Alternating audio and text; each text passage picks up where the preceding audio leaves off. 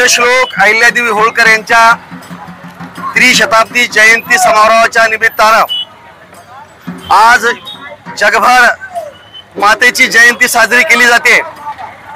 आज राजूरमध्ये पुण्यश्लोक अहिल्यादेवी होळकर यांची त्रिशताब्दी जयंती महोत्सव मोठ्या उत्साहानं आणि त्यांच्या प्रतिभेला शोभेल अशा पद्धतीनं अत्यंत धार्मिक पद्धतीनं हा साजरा करण्यात आला। कुठल्याही पद्धतीचा म्हणजे डीजे नाही किंवा नाचगाणं असं नाही, अत्यंत धार्मिक पद्धतीनं धनगर समाजाचा पारंपरिक अशा पद्धतीचं जे नृत्य आहे गजनृत्य करत अहिल्यादेवीला मानवंदना देण्यात आली आणि संबंध या राजूर शहरातून मातेची मिरवणूक काढण्यात आली। खरं म्हणजे आज जगभर मातेचा हा त्रिशताब्दी जयंती महोत्सव उत्साहाने साजरा केला जातोय। देशाचे लाडके पंतप्रधान माननीय मोदी साहेबांनी संबंध देशातल्या सगळ्या मुख्यमंत्र्यांना आदेश दिलेत की या मातेचं कार्य अलौकिक अशा स्वरूपाचं कार्य आहे। 300 वर्षापूर्वी या मातेनं एक महिला असून सुद्धा 29 वर्ष राज्य केलं। नुसतं राज्य केलं नाही तर एक लोककल्याणकारी राज्य केलं। पशु प्राणी माणसांच्या वरती तर त्यांनी दया केलीच, माणसांच्या विकासाचं काम केलंच, लोककल्याणकारी अनेक कामं केली। परंतु जी इथलं जे हा धर्म आहे या धर्मरक्षणाचंही काम पुण्यश्लोक मातेने केलेलं आहे। जी हिंदूंची उद्ध्वस्त केलेली मंदिरं असतील, प्रार्थना स्थळ असतील, त्यांचे जीर्णोद्धार केले। 12 ज्योतिर्लिंगाचा जीर्णोद्धार केला, पांथस्थांसाठीच्या विहिरी बांधल्या, रस्त्याला कडेला झाडे लावली, बारवा बांधल्या, अनेक धर्म मंदिरं बांधली। केवळ हिंदूंचीच नाही तर मग ते बौद्ध असतील, ख्रिश्चन असतील, मुस्लिम समाजाचे सुद्धा मस्जिदी बांधण्याचं दर्गे बांधण्याचं काम सुद्धा पुण्यश्लोक मातेने केलेलं आहे। केवळ त्या एका धर्माच्या एका जातीच्या नव्हत्या तर संबंध विश्वाच्या अशा या माता। म्हणून आज देशामध्ये आम्ही महाराष्ट्रामध्ये पुण्यश्लोक अहिल्यादेवी होळकर जरी असं म्हणत असलो तरी आज जेव्हा आम्ही उत्तरेकडे जातो तेव्हा उत्तरेतला प्रत्येक माणूस जातीपातीच्या धर्माच्या पलीकडचा माणूस तो पुण्यश्लोक अहिल्यादेवी होळकरांना लोकमाता म्हणतो। आणि ही लोकमाता खऱ्या अर्थानं आज 300 वर्षानंतर त्या मातेची जयंती आज मोठ्या प्रमाणात साजरी केली जाते। 300 वर्षापूर्वी ज्या मातेनं राज्य केलं, अत्यंत कल्याणकारी न्यायप्रिय अशा स्वरूपाची व्यवस्था, प्रशासनाचाही आदर्श घेऊन आज लोककल्याणाचा आदर्श घेऊन आणि माननीय नरेंद्र मोदी साहेब सुद्धा त्यांच्या वारसा पुढे चालवण्याचं काम करतायत। महाराष्ट्राचे मुख्यमंत्री देवेंद्र फडणवीस सुद्धा त्यांच्याच दाखवून दिलेल्या मार्गावरती चालण्याचं काम करतायत। असं हे अलौकिक अशा स्वरूपाचं कार्य त्यांचं मातेचं पुढे घेऊन जाण्याचं काम या संबंध समाजातल्या सर्व स्तरातल्या लोकांनी करायला पाहिजेत। या निमित्तानं जयंती साजरी करत असताना तमाम माझ्या सर्व धर्माच्या सर्व जातीच्या लोकांना माझी विनंती आहे की ज्या पुण्यश्लोक मातेनं खरं म्हणजे जगामध्ये केवळ 7 लोकांना पुण्यश्लोक म्हटलं जातं, पुण्यवान कार्य करणाऱ्या लोकांना पुण्यश्लोक म्हटलं जातं। पांडवांचा सगळ्यात मोठे बंधू धर्मराज यांना पुण्यश्लोक म्हटलं जातं।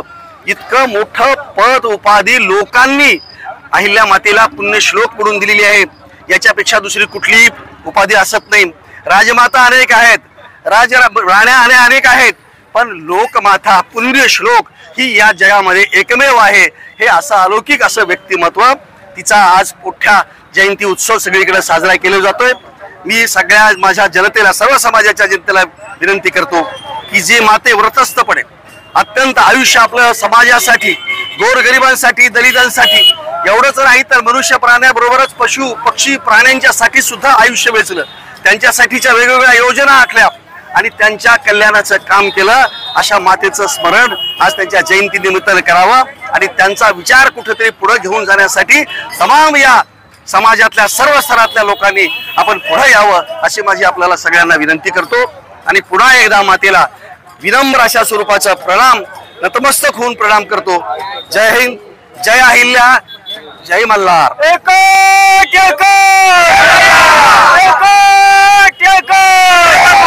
छत्रपती शिवाजी महाराजांचा, पुण्यश्लोक अहिल्यादेवी होळकरांचा, सावरकरांचा, डॉक्टर बाबासाहेब आंबेडकरांचा।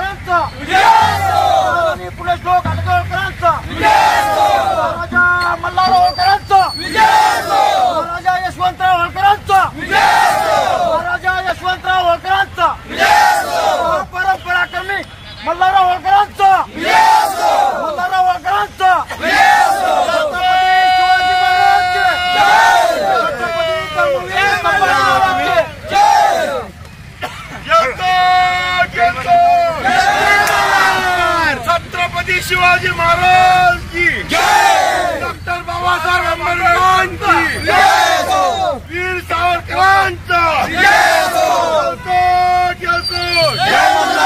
पुण्यश्लोक अहिल्यादेवी होळकरांचा आवाज बहुजनांचा.